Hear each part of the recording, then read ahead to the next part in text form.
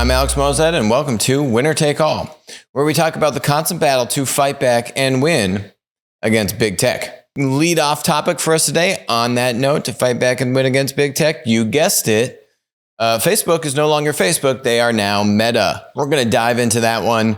Don't worry, I'm going to show you clips of the 6-minute and 40-second video that Zuckerberg probably had to do like 40 takes of this video to get it, scripted properly for him and his handlers' liking. So we're going to dive into that and some other better video than the Zuckerberg scripted video. Also, Zuckerberg's getting squeezed, right? This Meta thing didn't come out of nowhere. We're going to talk about Apple, its ads, its benefit from squeezing the Zuck. Lastly, we're going to close out with why inflation is bad. Not is inflation bad or why is inflation, not as a question, just inflation is bad and here is why. Just to set the level, read the record straight. I was on Bloomberg earlier this week, and before I went on for my interview, I was talking about Facebook actually. Before I went on, the clip they were playing before I went on was basically a compilation of all the different guests that had been on Bloomberg, I guess, in the past few weeks, basically trying to dispel the notion that inflation is bad and that, inflation wasn't the big bad boogeyman that everyone makes it out to be. And it really shook me in a very bad way. I really did not appreciate that content. I felt like that content, you could call it blasphemous and really doing a disservice to people, to the economy, to the country, the world. So here's my take. At the end, we're going to close out with why inflation is bad. It's crazy to think that that's like a somewhat hot button topic, but that's the state of the world these days. So let's jump in. Zucky. Yes, you've heard probably by now, Facebook is now Meta. That's their new name.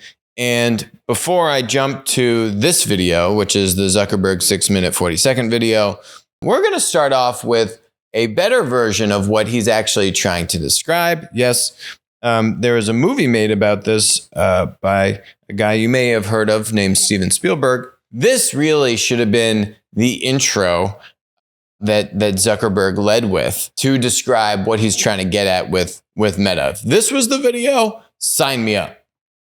But it wasn't the video, just FYI. I was born in 2027, after the corn syrup droughts, after the bandwidth riots, after people stopped trying to fix problems and just tried to outlive them. My parents, they didn't make it through those times, so I live here in Columbus, Ohio with my Aunt Alice.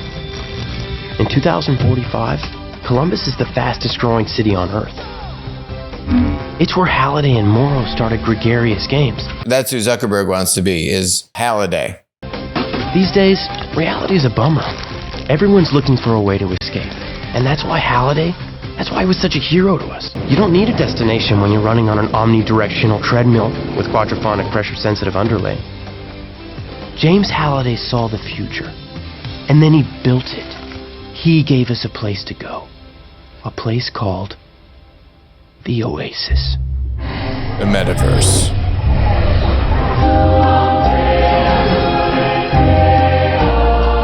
This is the Oasis. Minecraft. It's a place where the limits of reality are your own imagination.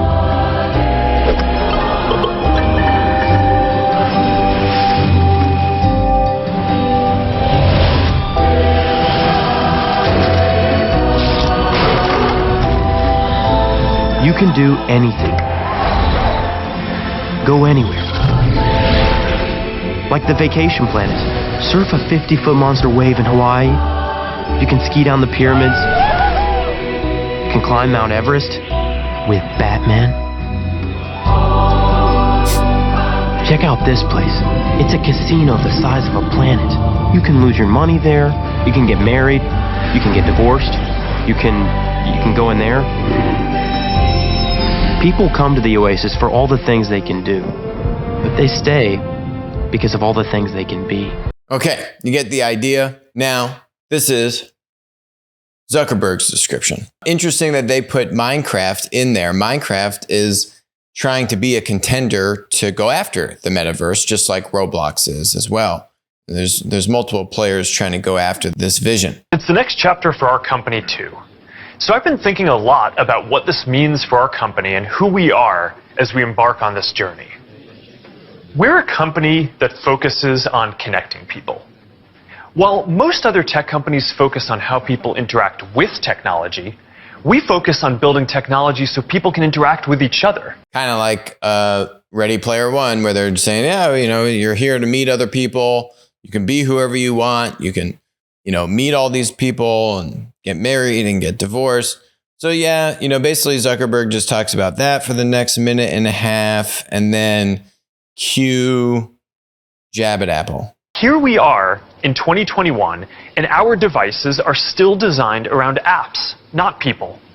The experiences we're allowed to build and use are more tightly controlled than ever. And high taxes on creative new ideas are stifling. Damn you, Tim Cook. Watch this, right? Like this person, that person sitting there, this person walking. That's script, right? These people are plants. They may be employees, but they have been told, hey, Q, walk behind him right now. None of this is done just casually Zuckerberg walking through the office. Building our social media apps will always be an important focus for us. But right now, our brand is so tightly linked to one product that it can't possibly represent everything that we're doing today, let alone in the future. Over time, I hope that we are seen as a metaverse company. And I want to anchor our work and our identity on what we are building towards. We just announced that we are making a fundamental change to our company. We're now looking at and reporting on our business as two different segments. One for our family of apps, and one for our work on future platforms. And as part of this, it is time for us to adopt a new company brand to encompass everything that we do.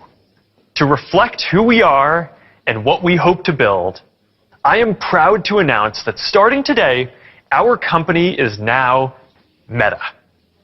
How many ayahuasca trips did this guy go on to come up with that name?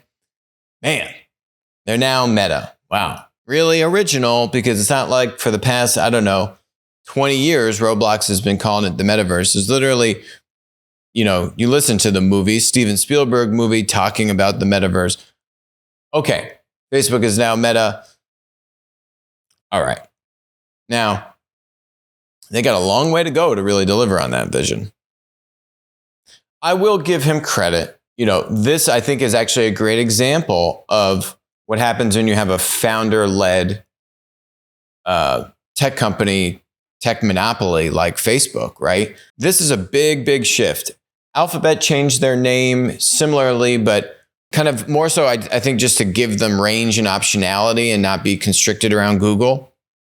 I think part of the reason they're doing this is, yes, to give them that flexibility. They've got a family of apps, as Zuckerberg said, but I think more importantly, really staking the future to say, we want to own this new future, this metaverse future. That I really like. That I really think takes guts. You can really see that he's going all in on this. He's reorging the business. He's changing the name of the business. And they can't use M&A to just go buy Roblox, which would be the easiest way to go after this thing. No, they got to do it from scratch because they got both hands tied behind their back, thanks to increased FTC and DOJ scrutiny on any M&A activity that Facebook would entertain, especially something as big as like buying a Roblox. So they got their work cut out for them. Take this image, right? Store that in your brain.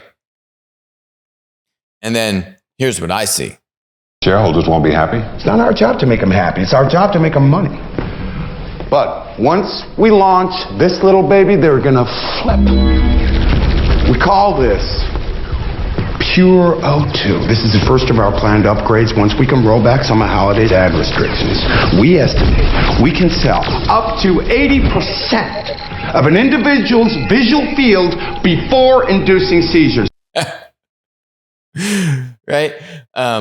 That is the villain in the Spielberg movie in Ready Player One, talking about how they can put 80% of ads all over your, your goggle, right?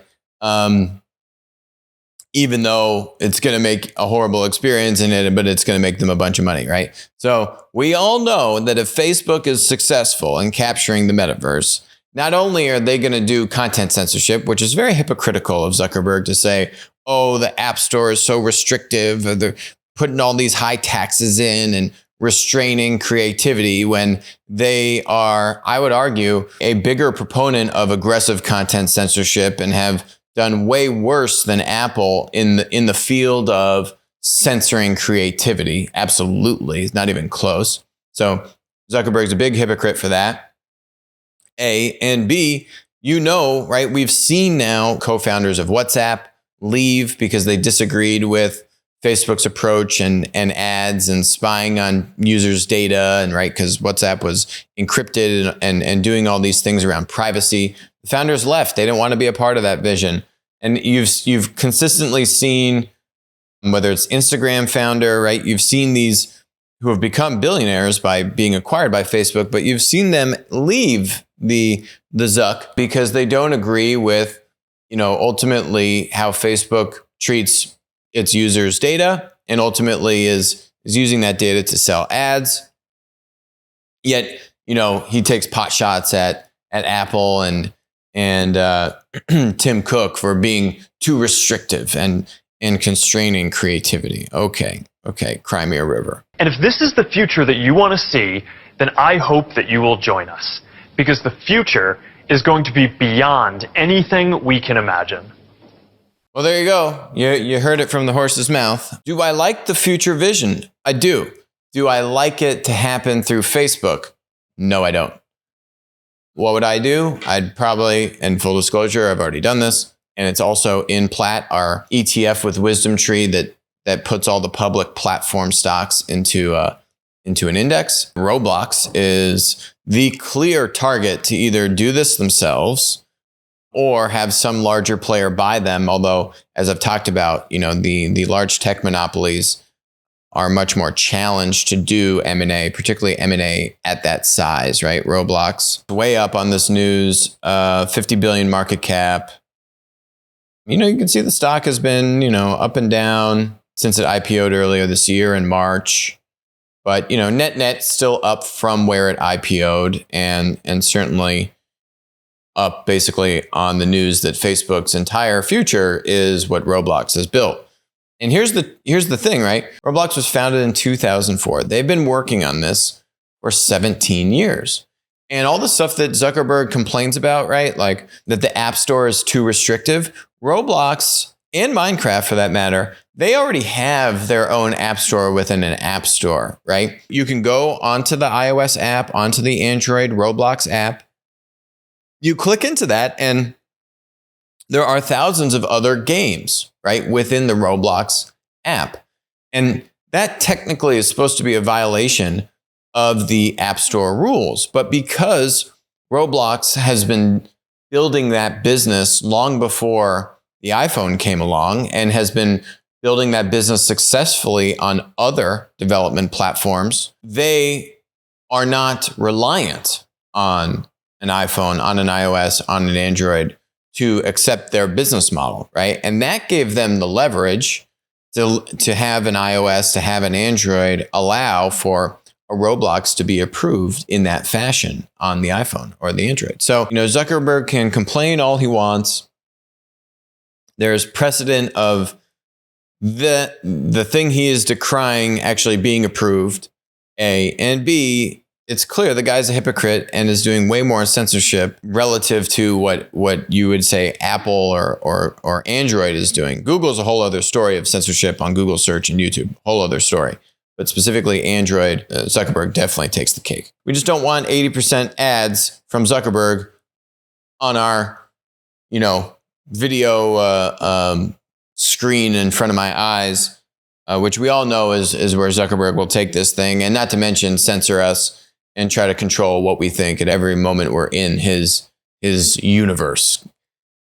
God, I'm running away from that the more I think about it. But I do give him credit for, for the entrepreneur spirit. But much more than that, no. Stay far away. 10-foot pole. Yeah, no, 100-foot pole. Okay. Next topic, though, is, so this was really interesting. So you heard Zuckerberg take a couple shots at Tim Cook and iOS. Yes, Tim Cook and Apple are not altruistic. They are definitely here to make money, just like the villain in Ready Player One, just like Zuckerberg. They're here to make money. So we've all heard about how Apple ratcheted up its privacy restrictions to protect the individual, the users on the iPhone, and that they're going to make it much more difficult for certain types of cookies and tracking you between different apps, right?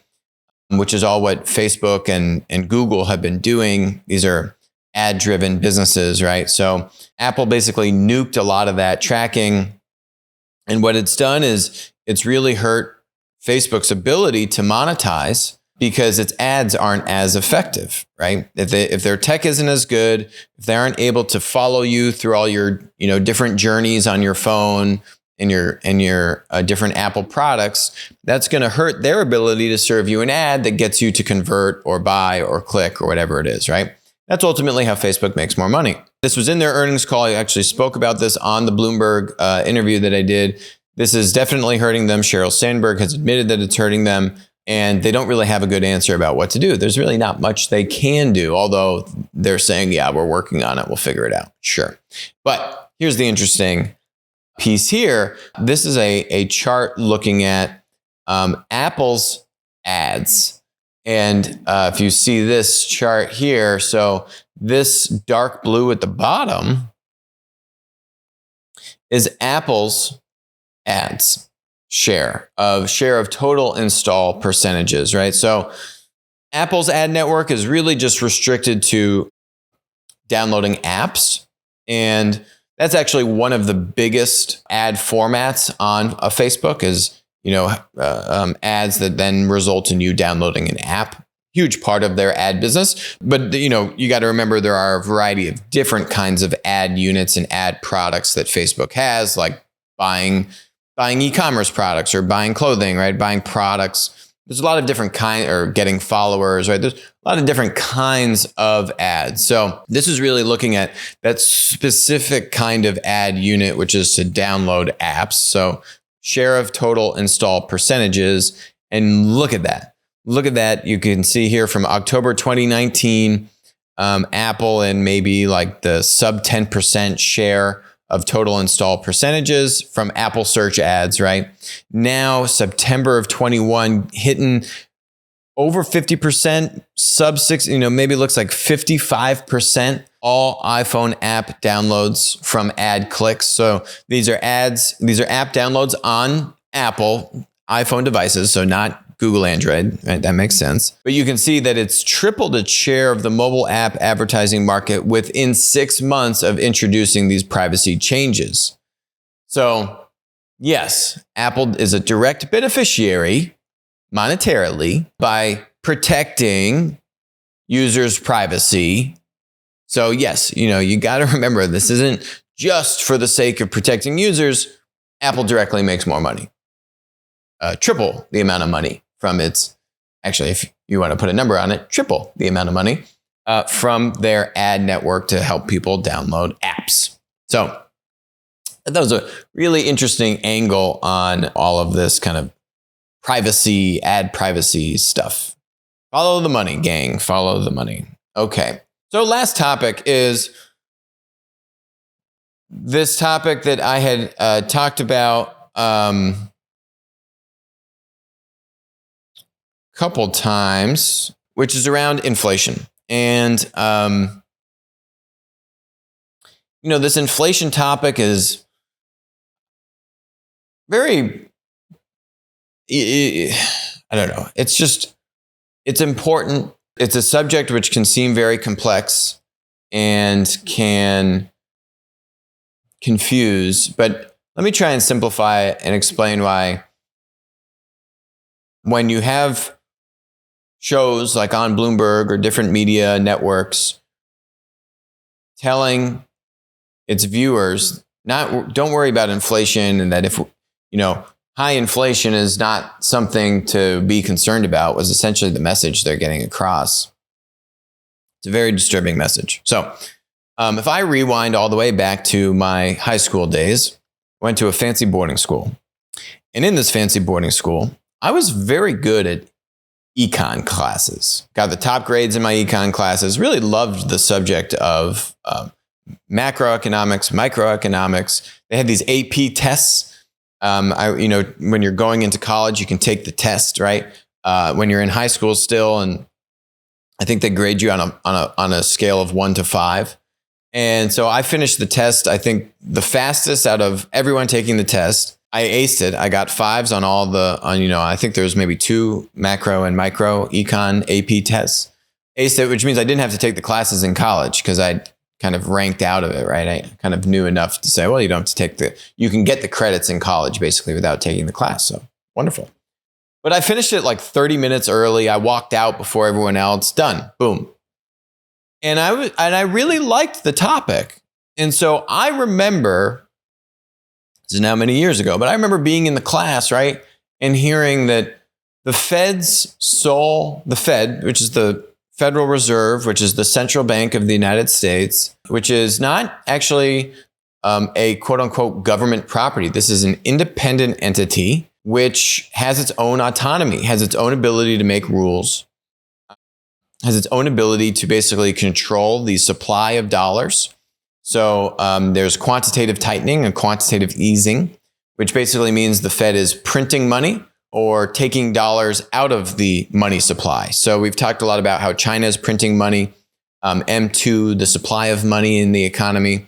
So the Fed has a couple big levers. They can pump money into the money supply or take money out of the money supply by either, issuing debt or buying debt. They basically can print infinite amounts of debt. They have like an infinite balance sheet as long as the public will trust in the Fed, basically, which we've seen now tested to the tune of many, many trillions of dollars. And then they can raise interest rates. So basically they can raise the rate that banks then use to lend from the Fed, right? So the central bank is like the metaverse of large banks, right? So JP Morgan and Bank of America and all these large banks, the interest rates that they charge is a function of what interest rate the Fed sets, right? So if the Fed sets it at 2%, your JP Morgan is going to give you some version of 2% plus X, depending upon what kind of loan and how good your credit is and all this kind of stuff, right?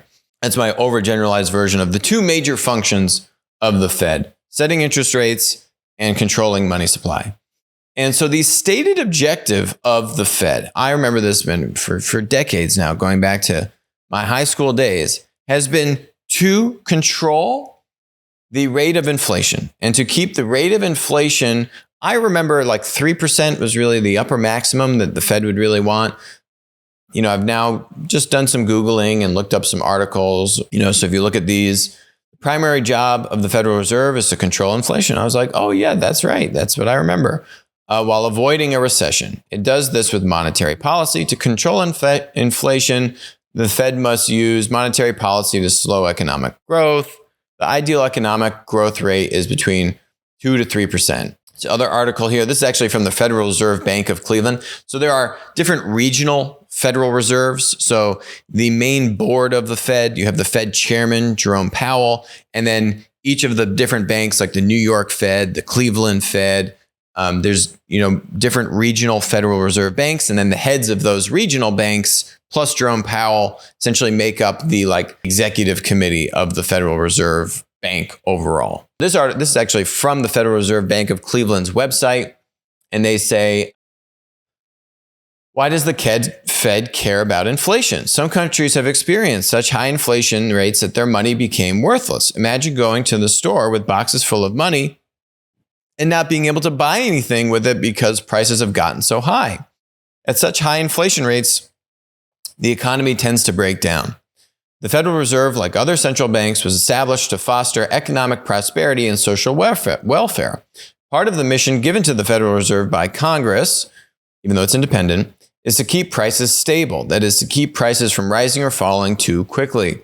The Federal Reserve, this is from the Central Bank of Cleveland website, The Federal Reserve sees a rate of inflation of 2% per year as the right amount of inflation. So actually lower. I was thinking 3. This thing says 2. So they control this by influencing interest rates. And when inflation is too high, the Federal Reserve typically raises interest rates to slow the economy and bring inflation down. So why inflation is really bad is if, as this article from the Fed actually says, if inflation goes unchecked, it means that your dollar becomes weaker, your purchasing power goes down.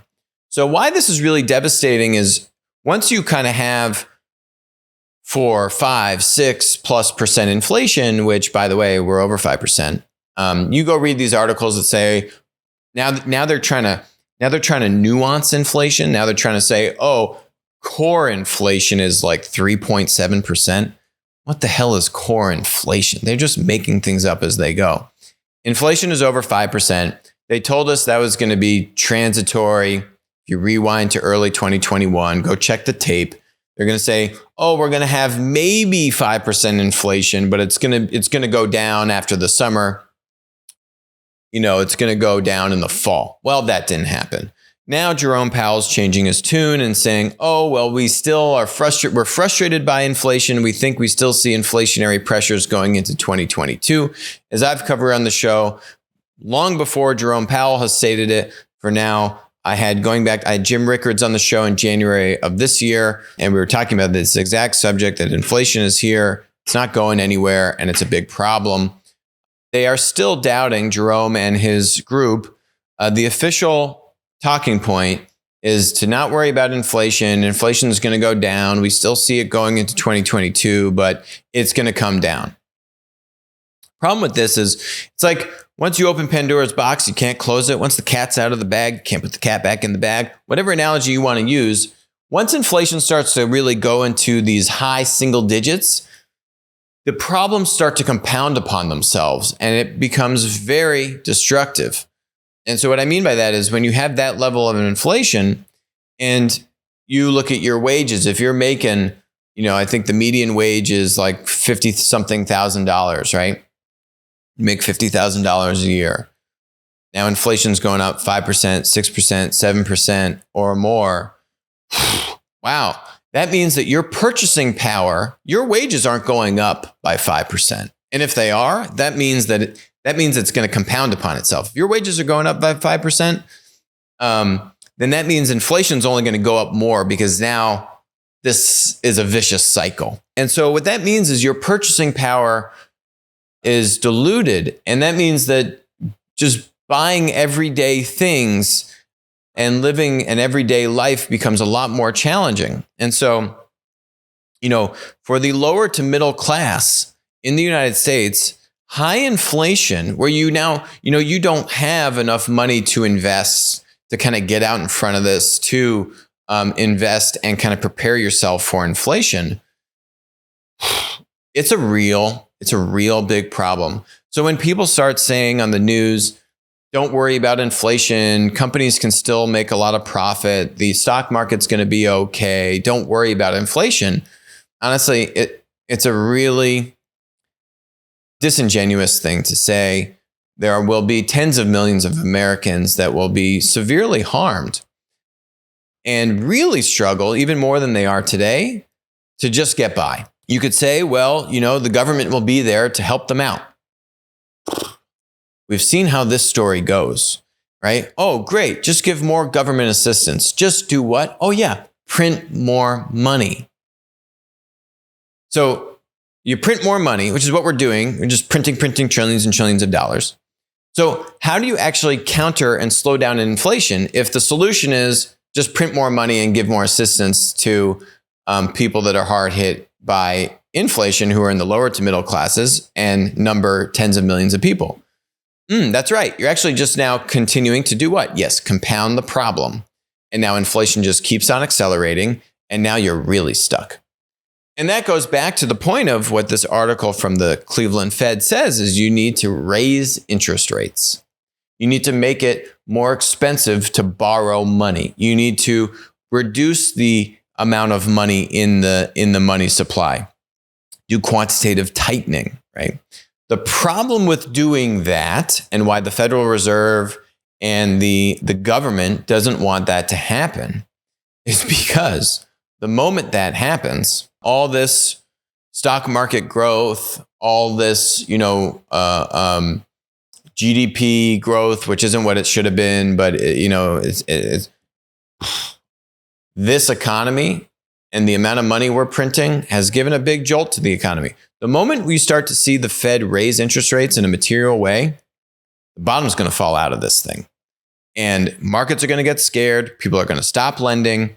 Interest rates are going to, the ability to get a loan, to go buy a house, to go buy a car, to do all these things that then fuel growth and GDP and all these things that everyone loves, to have a growing economy, those then get hit, right? And that's what this point is here, is when inflation is too high, the Federal Reserve typically raises interest rates to slow the economy,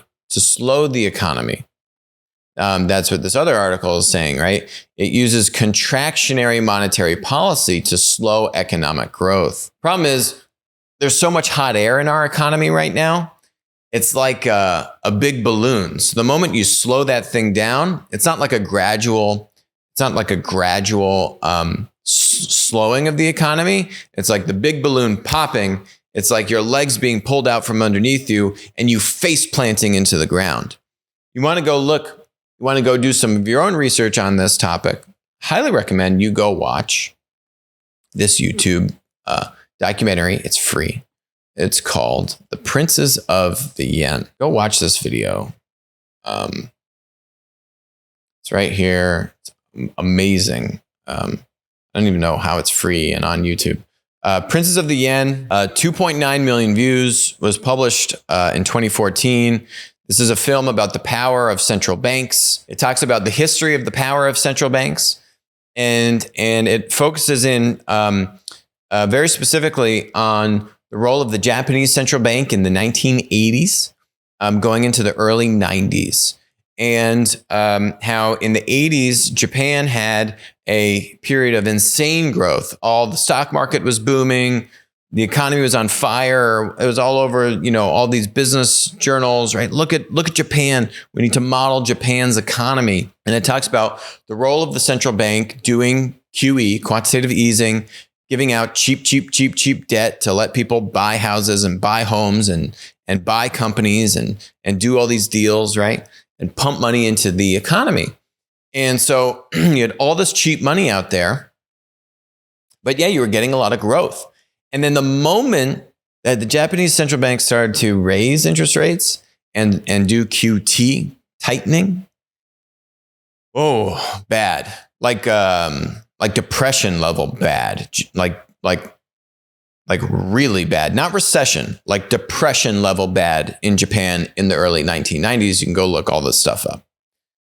History repeats itself, gang. When you have this much hot air in the economy, what do, right? You know that if you pump the brakes, things are really going to get bad, right? So what do? Well, I'll just keep printing money. We'll just keep this party going. There's a rub, right? Inflation. So it is the bigger rub to pump the brakes and then have the economy fall off a cliff and like worse than 2008 level crash. What do? It's a series of very difficult decisions. But my point is that this stuff is inevitable, right? It can't keep going like this. Eventually, someone's going to come calling.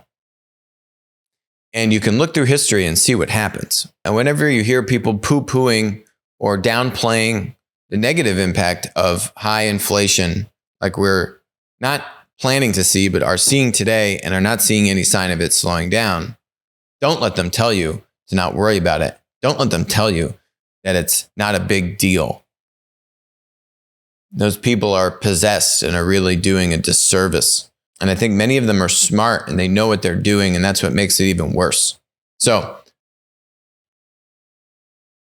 that doesn't mean that you can't thrive in a hyperinflationary environment or even in a mega downturn. It means you got to plan and you got to get out in front of it. For those that don't have the means to have savings and invest and and prepare themselves for this, they're in a much more difficult position to get out in front of it. And that is really why I feel so passionate about putting this out there, is because people will be affected. And for a lot of people in this country, there really is not much that they can do, even if they see it coming, even if they don't know how, even if they didn't take econ classes, they can feel that something isn't right. And then what can they do? It's a very difficult position. So that's it for us today on Winner Take All. Thank you very much for joining us. I'll talk to you soon.